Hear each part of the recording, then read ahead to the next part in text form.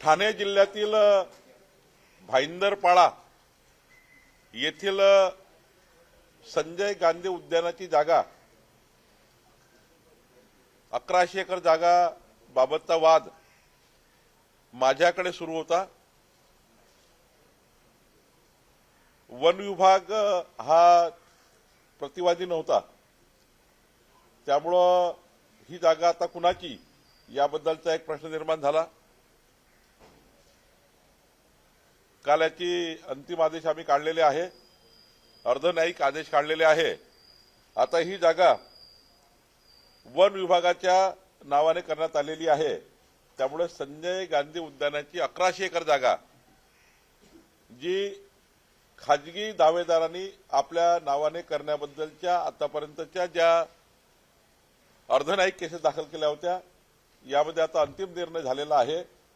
या जागेचा वनचाच हक्क आम्ही प्रस्थापित केलेला आहे। त्यामुळे आता संजय गांधी उद्यानाची जमीन ही खाजगी लोकांच्या घशात घालतात आहे, असा ज्या पद्धतीने तिथे वारेमाप बातम्या सुरू होत्या, सरकारचा कधीच उद्देश नव्हता। वनची जागा वनलाच राहिली पाहिजे, संजय गांधी उद्यानाची जागा संजय गांधीचीच उद्यानाची राहिली पाहिजे, याबद्दलचा हा निर्णय झालेला आहे। खरं तर हा एक महत्वाचा निर्णय, 1100 एकर जागेचा निर्णय, जो आता ही जागा वनची असणार आहे, हा निर्णय करण्यात आला आहे। मनोज जरांगे पाटील यांनी तुमच्यावरती थेट आरोप केलेले आहेत। कुणबी प्रमाणपत्र जी आहेत जी दिली गेली होती ती कुठेतरी रद्द केली गेलेली आहेत आणि बावनकुळे यांच्या आदेशानुसार ही कुणबी प्रमाणपत्र रद्द झाली आहे, त्यामुळे तुमची नार्को टेस्ट केली पाहिजे असं ते म्हणतात। नाही, माझी नार्को टेस्ट करता येईल, काही अडचण नाही, त्याला माझी परवानगी आहे। फक्त प्रश्न असा आहे की जे जात पडताळणी जो एक विभाग आहे, हा अर्धन्यायिक आहे, क्वासी ज्युडिशियरी आहे। त्याच्यामध्ये आम्हाला हस्तक्षेप करता येत नाही शासनाला।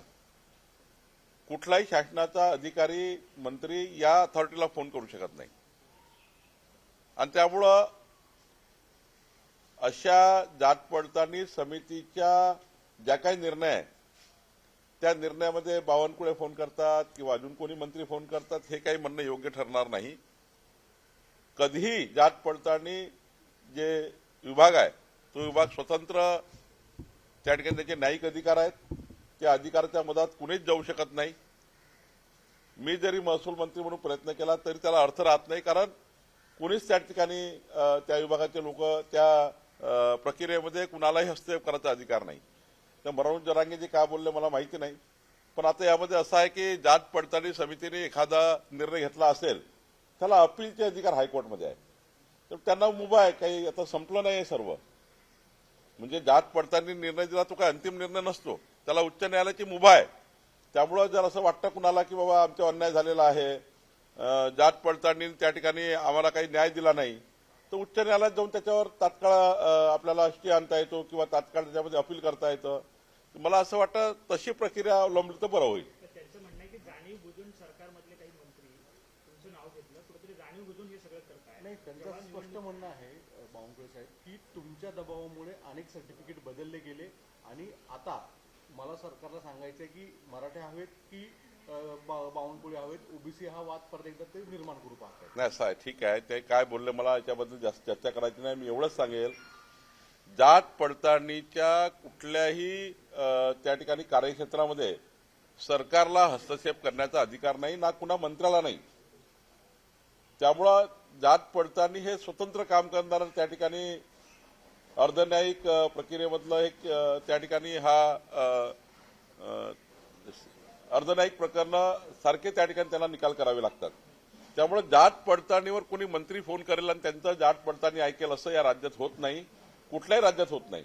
आणि त्यामुळे मला असं वाटतं याचं काही जरांगीजीला वाटतं की बाबा काही आमच्या मराठा समाजाचे प्रमाणपत्र रद्द झाले असतील, ते कोर्टामध्ये दाद मारू शकतात, हायकोर्टमध्ये त्यांना त्या ठिकाणी रिलीफ मिळतो।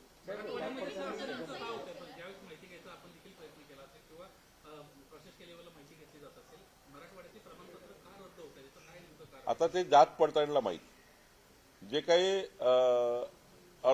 त्या ठिकाणी ती समिती आहे, जात पडताळणी समिती, ही समिती चेक करतं जे काही कुठल्या समाजाचे, मग ते ओबीसी समाजाचे असतील, जे काय असतील, आता नेमकं मला त्या ठिकाणी हा डेटा आपण मिळू शकेल वेबसाईटवर की किती कुठल्या कुठल्या समाजाची जात पडताळणी रद्द झाली आहे. साहेब केवळ आता मराठा समाजाच्या लोकांची झाली का की इतर लोकांची झालेली आहे त्याचा डेटा आपल्याला त्या ठिकाणी वेबसाईटवरून घेता येईल.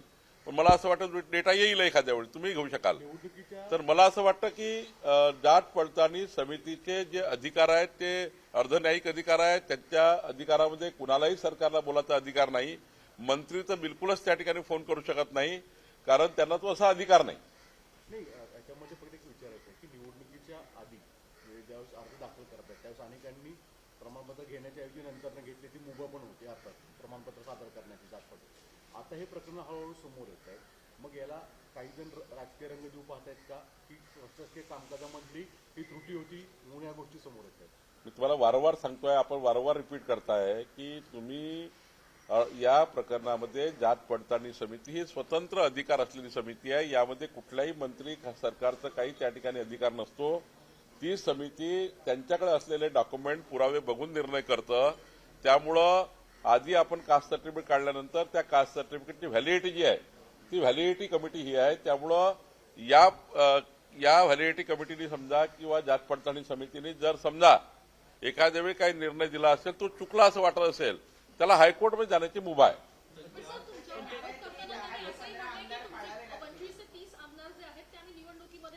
ठीक आहे तो आरोप करणं त्यांचं काम आहे. आरोपावर काही उत्तर दिलं पाहिजे. माझी काही त्या ठिकाणी असं आरोप प्रत्यारोप रोज त्या ठिकाणी करण्यात माझं पिंड नाही.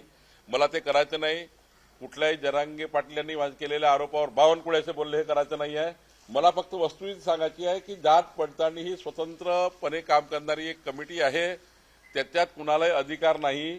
कुणाला जर वाटतं की आमच्यावर अन्याय झाला तर हायकोर्टमध्ये तातडीनं त्याच्यावर सुनावणी घेता येतं किंवा हायकोर्टमध्ये अपील करता येतं. मोहन भागवत आज संवाद साधताय. पोलीस भरतीच्या वेळेस 2016ला मराठ्यांची पोरं घेतली नाही, मराठ्यांच्या पोरांना डावरलं गेलं आणि हे जाणून बुजून केलं असा आरोप त्यांनी केला. त्यांनी काय बोलले यावर मी काही उत्तर वारंवार देणे काही योग्य नाही. मी जे माझ्याबद्दल सांगितलं की कुठल्याही मंत्र्यांना जात पडताळणी समितीला फोन करण्याचे सूचना देण्याचे अधिकार नाही. जरांगे पाटील असं देखील म्हणतायत की बावनकुळेंमुळे मी देवेंद्र फडणवीस यांचं इतकं वाटोळ करीन की त्यांना मोजता येणार नाही. देवेंद्र फडणवीसांना बावनकुळे महत्वाचे की मराठी? असं आहे मी वारंवार सांगतो जरांगे पाटील काय बोलले याचं उत्तर देण्याकरता खऱ्या अर्थाने मी त्यांचं प्रत्युत्तर देणार नाही. मी वस्तुस्थिती सांगेल की वस्तुस्थिती ही आहे. आता वस्तुस्थिती मी मांडली आहे. त्यामुळे जरांगे पाटील साहेबांनी काय बोलले याच्याबद्दल मला फार काही या ठिकाणी ते प्रत्युत्तराला जायचं नाही. मोहन भागवत आज जयंतींसोबत संवाद साधताय. संजय राऊत म्हणतात की जयंती हे तिथं येणारे जयंती नाहीये ते तर भाजपच्या संघाच्या कार्यकर्त्यांची पदाधिकाऱ्यांची मुलं आहेत. तुम्हाला जर संवाद साधायचा होता तर तो दिल्लीच्या जंतर मंतर मधल्या तरुणांशी साधायला पाहिजे होता. संजय राऊत साहेबांना अजूनही संघ समजला नाही त्यामुळे ते असे बोलतात.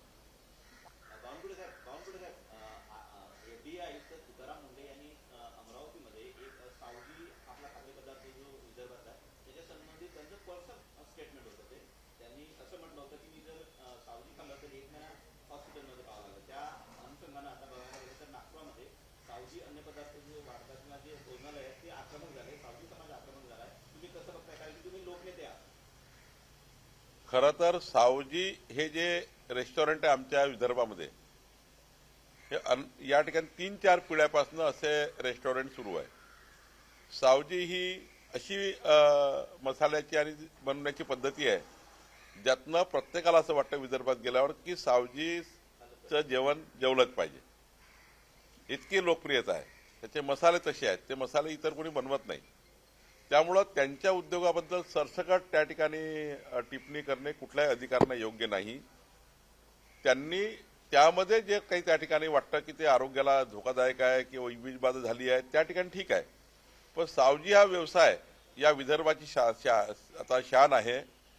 जगातल्या कितीतरी देशामध्ये आता सावजीची मागणी त्या ठिकाणी भरपूर ठिकाणी सावजी हे पकवानं जातं त्यांचा जे काही नॉनव्हेज वगैरे आहे. मला असं वाटतं की त्या बिझनेसबद्दल काही बोलू नये. त्यांच्या बिझनेसला बडीचा बकरा बनू नये. तो अत्यंत त्या ठिकाणी हजारो परिवारांना त्यांच्या घरामध्ये घरगुती जेवण बनवणारा घरातलं जेवण त्या ठिकाणी रेस्टॉरंटमध्ये आणून त्या ठिकाणी मग त्याचे ग्राहकांना देणारा हा मोठा व्यवसाय आहे. व्यवसाय बंद होईल असे कुठलेही स्टेटमेंट कुठल्याही अधिकाऱ्यांनी करू नये. विजय वडेट्टीवारांनी आरोप केला की शेतकऱ्यांच्या जमिनी ज्या आहेत ते बळकावल्या जातात आणि अदानीला दिले जातात. अदानी मोदी बोले अदानी चाले असं त्यांनी ते विजय वडेट्टीवारजीला काही ना काही दिवसभरात लाईन पाहिजे म्हणून ते बोलतात. त्याने स्पेसिफिक प्रकरण जर माझ्याकडे दिलं की तुम्ही अडाणीला जमीन का दिली तर आपण त्याचं स्पेसिफिक उत्तर देऊ शकतो. असं सरसकट अडाणीला जमीन दिली, याला जमीन दिली, सांगा कुठली जमीन दिली, ती कशाकरता दिली, डेव्हलपमेंट ऑफ महाराष्ट्राचं काही डेव्हलपमेंट थांबलं होतं का, किंवा डेव्हलपमेंट करायला दिली आहे, कशाकरता दिली, कुठल्या जमिनीबद्दल बोलता जरा व्यवस्थित बोलला तर सांगता येईल. साहेब, मनोज जरांगे हे एकनाथ शिंदेंनाही आज बोलतायत, फडणवीस यांनाही मी वारंवार सांगितलं, आपल्याला वारंवार सांगतोय, सरकारलाच का तुम्हाला मी वारंवार सांगतोय की मनोज जरांगे पाटील कोणाबद्दल काय बोलले त्यांना विचारा. मी तर हे म्हणेल माझ्याबद्दल बोलले तर मी त्यांचं प्रत्युत्तर देण्याचा काही प्रयत्न करणार नाही, कारण मी फक्त तुम्हाला वस्तुस्थिती मांडण्याचा प्रयत्न केला आहे. ही वस्तुस्थिती आहे की जात पडताळणीला कुणीही फोन करता येत नाही. मी सल्ला देण्याइतका मोठा माणूस नाही आणि त्यामुळे मी सल्लाही देणार नाही. एकनाथ शिंदे यांच्या लाडक्या बहीण योजनेमुळे भाजप सत्तेत आली आणि भाजप विरोधकांना संपवण्यापेक्षा आता मित्र पक्षाला संपवते, असं त्यांना करू नये असं रवींद्र दंगेकर म्हणतात. हा, मी तुम्हाला सांगतो ना, काही लोकांना अशी बोलायची सवय लागली आहे. काही लोकांना मीडियामध्ये सकाळपासून लाईन पाहिजे असतात, काही लोकांना मीडियाची विंडो पाहिजे असते. त्यामुळं आपल्याला विंडो पाहिजे असते, त्यांनाही विंडो पाहिजे असते, वाटेल ते बोलतात. आमचा पक्ष हा मित्र पक्षांना सोबत घेऊन काम करणारा ह्या देशातला एकमेव पक्ष आहे.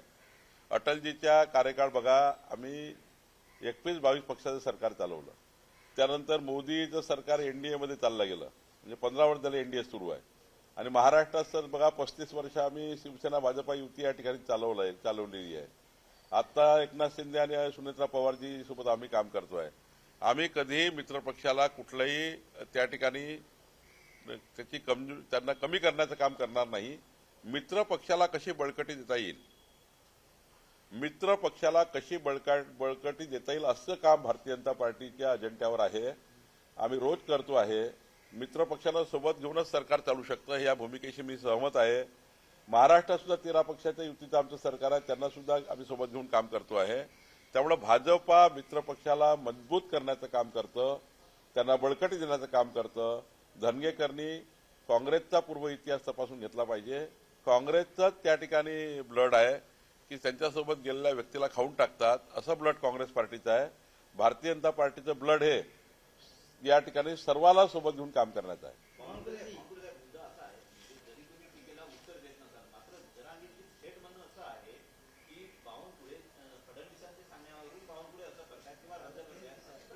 मी तुम्हाला वारंवार सांगतो, जात पडताळणीला कुणी फोन करू शकत नाही. मुख्यमंत्रीजी नाही, मी नाही, कुणी करता येत नाही. ती या ठिकाणी अशी समिती आहे, तिला कॉशी ज्युडिशियल पॉवर आहे. अशा समितीला कुणालाच फोन करता येत नाही. त्यामुळं वारंवार मी सांगेल तुम्हाला की तुम्ही मला किती असं विचारलं तरी काही याच्यात अर्थ नाही. या प्रक्रियेबद्दल बोलणं सुद्धा चुकीचं आहे. जात पडताळणीला सार्वजनिक आक्षेप घेणं हे सुद्धा माझं चुकीचं आहे, किंवा जरांगे साहेबाच्या म्हणण्यालाही काय आक्षेप घेणं चुकीचं आहे, कारण ते जात पडताळणीबद्दल बोलत आहे. जात पडताळणी ही अंतर हायकोर्ट आहे. जात पडताळणीचा निर्णय झाल्यावर डायरेक्ट हायकोर्ट आहे, सरकार नाही आहे. त्यामुळं त्यांना प्रत्येक गोष्टीच्या जे एखादी सर्टिफिकेट का रिजेक्ट केली याचं उत्तर हायकोर्टाला द्यावं लागतं. जात पडताळणीला तर सरकारला द्यावं लागत नाही. मी वारंवार सांगतो, सरकारला उत्तर द्यावं लागतं जात पडताळणीला. एखादी केस कोर्टात दिली आणि त्यांनाही माहिती असतं जात पडताळणीला की हे केस कोर्टात जाणार आहे, त्यामुळे कोर्टात त्या ठिकाणी त्यांचे उत्तर जात असतात. त्यामुळे याच्यामध्ये सरकारचा काही संबंध नाही आहे, कुठलाच संबंध येत नाही. जात पडताळणी कमिटी नियुक्त करण्यापर्यंत, तिथे अधिकारी देतपर्यंत सरकारचा संबंध आहे. एकदा समितीला अधिकारी दिला की कुणाच्या हाती काही राहत नाही. त्यामुळं यावर, या समितीच्या स्ट्रक्चरवर आक्षेप घेणं मी चांगलं नाही, माझ्याकडे चांगलं नाही आहे. आणि त्यांना फोन करणे सुद्धा चुकीचं आहे, त्यांना काही सांगणं चुकीचं आहे. उद्या ते आदेशामध्ये देऊ शकतात की मंत्री यांचा फोन आला होता, आमदाराचा फोन आला होता, त्यांना पूर्ण अधिकार आहेत. त्यामुळे या प्रक्रियेत कुणीच बोलू शकत नाही.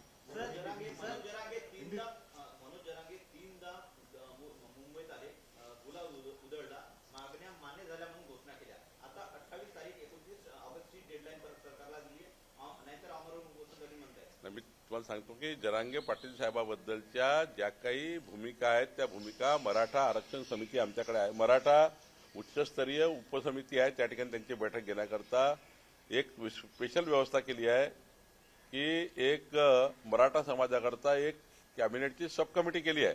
ती सब कमिटी सर्वच त्या ठिकाणी निर्णय करतं आणि त्यामुळे काही निर्णय राहिले असतील ती सब कमिटी करेल, आमचं सरकार करेल. ज्या काही भूमिका त्यांनी घेतल्या असतील त्या मराठा समाजाच्या उन्नतीकरता त्या भूमिका महाराष्ट्र सरकारने नेहमी स्वीकारलेल्या आहे. मराठा समाजाच्या उन्नतीच्या ज्या ज्या बाबी आहे त्या सर्वच सरकारने पूर्ण करण्याचा प्रयत्न केला आहे. पुढच्या काळात जर काही बाबी राहिल्या असतील तर पुन्हा सरकार चर्चा करेल. तसं ओबीसीचं आहे, ओबीसी सब कमिटीच्या मध्ये जे काही ओबीसी समाजाचं आहे ते ओबीसी सब कमिटी निर्णय करतं. त्यामुळे या राज्यामध्ये दोन्ही समाज सारखे राहावे, ओबीसीचे हक्क ओबीसीला मिळावे, मराठा समाजाचे हक्क मराठा समाजाला मिळावे, या ताटातलं त्या ताटात त्या ताटात जाऊ नये ही भूमिका आमची आहे. त्यामुळं कुणी याच्याबद्दल सरकारच्या भूमिकेबद्दल शंका घेण्याची गरज नाही. परवा हे जे नौटंकी आहेत काँग्रेस पार्टीचे लोक यांनी त्या ठिकाणी ओबीसी जागर यात्रा वगैरे काढून नौटंकी करण्याचा प्रयत्न केला. माननीय प्रधानमंत्री मोदीजींनी केंद्र सरकारने मान्यच केलं की जातनिहाय जनगणना होणार आहे. तर जातनिहाय जनगणना होणार आहे ना माहिती आहे, तरी नौटंकी करून मोर्चे काढतात आहे, तरी नौटंकी करून त्या ठिकाणी जागर यात्रा काढतात आहे. आतापर्यंतच्या केंद्र सरकारने कधी संविधानामध्ये ही तरतूद केली नाही. म्हणजे संविधानामध्ये त्या ठिकाणी आपल्याला कलम करावं लागतं, संविधानामध्ये काही त्या ठिकाणी सुधारणा करावी लागतं आजच्या परिस्थितीप्रमाणे. तर त्या ठिकाणी कोणती सुधारणा केली नाही. आणि आता जेव्हा केंद्र सरकारने हा महत्वाचा निर्णय घेतला जनगणना करण्याचा, जातनिहाय जनगणना करण्याचा, तशा तरतुदी केल्या, तशा त्या ठिकाणी कायदा आणून तरतुदी केल्या आणि कायदा आणला, तरतुदी झाल्या, आता ते होणार आहे हे काँग्रेस पार्टीला माहिती आहे. तरी त्या ठिकाणी आपल्याला या ठिकाणी क्रेडिट घेण्याकरता आणि चुकीच्या पद्धतीने मोर्चे काढून ओबीसी समाजाचे माथे भडकवण्याचं काम कांग्रेस पार्टी करता है. सर, वन विभाग की 1100 से ज्यादा करोड़ की जो जमीन है, एकड़ जमीन जो है वो प्राइवेट सेक्टर को दिया जा रहा है, ऐसा आरोप। आज महत्वपूर्ण फैसला हमारी सरकार मेरी अर्धन्यायिक जो कोर्ट है, मेरे अर्धन्यायिक कोर्ट में जो केसेस चलती है, कौशी जुडिशियली कोर्ट है रेवेन्यू डिपार्टमेंट का, उसका मेरे अंडर में केसेस चलती है. उसमें एक बहुत बड़ा मामला आया था, संजय गांधी उद्यान की भाईंदरपाड़ा की 1100 एकड़ जमीन, जो जमीन कोई प्राइवेट व्यक्ति के नाम से लगाना चाहिए, ऐसा एक केस था. बीच में फॉरेस्ट डिपार्टमेंट इस केस में आया नहीं था, उनको पार्टी नहीं बनाई गई थी. फिर हमने सुमोटो पार्टी इसको बनाई और फॉरेस्ट का भी पूरा सुनकर हमने ये निर्णय किया. मैंने कल आदेश पारित किया है. अब संजय गांधी उद्यान की 1100 एकड़ जो जगह है भाईंदरपाड़ा की, वो फॉरेस्ट की रहेगी. कोई भी प्राइवेट व्यक्ति उसके ऊपर क्लेम नहीं कर पाएगा, केवल वो फॉरेस्ट की रहेगी. ये निर्णय लिया गया. ये निर्णय के ऊपर बहुत लोगों ने आक्षेप लिया था कि सरकार की ऐसी मंशा है कि ये संजय गांधी उद्यान की जमीन को बर्बाद करना चाहते हैं. हमारी जो कौशी जुडिशियल ऑर्डर है वो ये कहती है कि अभी वो जमीन फॉरेस्ट की है. जरांगे पाटिल जी का आज कहना है कि आपका नार्को टेस्ट होना चाहिए क्योंकि मराठा समाज के कई सर्टिफिकेट है, आपके कहने पर रद्द किए. निश्चित रूप से कोई भी टेस्ट करनी चाहिए, उसका तो वो अधिकार है मांगने का, और मैं भी सब चीज के लिए तैयार रहता हूं. लेकिन वो जो कहते हैं कि बावनकुळे जी ने ये किया, उन्होंने वो किया, वो ऐसा कर नहीं सकता कोई. जो हमारी कास्ट वैलिडिटी कमेटी होती है, ये कमेटी को कोई फोन नहीं कर सकता. वो एक कौशी जुडिशियल टाइप कमेटी होती है, वहां पे जुडिशियल कमेटी होने के नाते उसको कोई भी फोन नहीं कर सकता, मंत्री फोन नहीं कर सकते, उनको कोई डिक्टेशन नहीं दे सकते हैं. उनका सीधा अधिकार हाईकोर्ट को है. अब कास्ट वैलिडिटी कमेटी ने अगर कोई गलत निर्णय लिया, ऐसा लगता है किसी को, तो हाईकोर्ट जाकर उसको दुरुस्त कर सकते हैं. हाईकोर्ट में सारा सबमिट होता है. तो मुझे लगता है कि ये जब सरकार के अंडर में नहीं है, सरकार का हस्तक्षेप ही नहीं है ये सब चीजों में, उसके बावजूद भी अगर आरोप लगाया तो उनको आखिर उनको भी समझता है सब चीजें. तो मुझे लगता है आरोप प्रत्यारोप कोई मंत्री के ऊपर करके कोई फायदा नहीं है. कोई भी मंत्री कास्ट वैलिडिटी कमेटी को फोन नहीं कर सकते, उनका अधिकार नहीं, और वो सुन भी नहीं सकते हैं. उनको ये मालूम है कास्ट वैलिडिटी कमेटी को, हमने अगर गलत निर्णय लिया तो हाईकोर्ट चैलेंज हो जाएगा, और हाईकोर्ट में कल पूछताछ हो गई तो जात वैलिडिटी कमेटी के ऊपर, वो कास्ट वैलिडिटी कमेटी के ऊपर स्ट्रक्चर पास हो सकते हैं, उनके ऊपर हाईकोर्ट वहां पर कार्रवाई कर सकते हैं. ये सारा वो उसमें प्रावधान है. तो मुझे लगता है किसी मंत्री को, किसी व्यक्ति को कास्ट वैलिडिटी में दखल अंदाजी करने का अधिकार नहीं है। जाति जनगणना को लेकर के कांग्रेस हमेशा से विरोध में रही है और यही कांग्रेस आज सुनेत्रा पवार जी को गुड़िया के नाम पे कहती है। कांग्रेस पार्टी अपना अस्तित्व बचाना चाहती है। ऑलरेडी केंद्र सरकार और मोदी जी ने ओबीसी की कास्ट वाइज जनगणना को मान्यता दी है, जो कि कांग्रेस ने कभी स्वतंत्रता के बाद नहीं किया था। उनकी कई सरकारें बनी इस देश में, कई दिन से मांगती कि कास्ट वाइज सेंसस करिए, लेकिन कांग्रेस ने कभी नहीं किया। उनकी सरकार में कभी यह मांग कई बार उठी नहीं किया उन्होंने, ओबीसी पे अन्याय किया। जब हमारी सरकार ने ओबीसी का कास्ट वाइज सेंसस चालू किया है, तो अब वो क्रेडिट लेने के लिए कांग्रेस पार्टी कुछ मोर्चा वोर्चा निकालती है, कुछ रैली निकालती है। झूठे हैं ये लोग, कांग्रेस पार्टी के लोग। ऑलरेडी मोदी जी ने प्रावधान किया है, हमारी सरकार ने ऑलरेडी काम किया है, तो ये इसका क्रेडिट लेने के लिए कर रहे हैं। रह गई बात हमारे सुनेत्रा भाभी जी को, जिस प्रकार से उन्होंने कहा है, कांग्रेस पार्टी की हमेशा की ये ब्लड उनका खराब है। इनके ब्लड में महिला के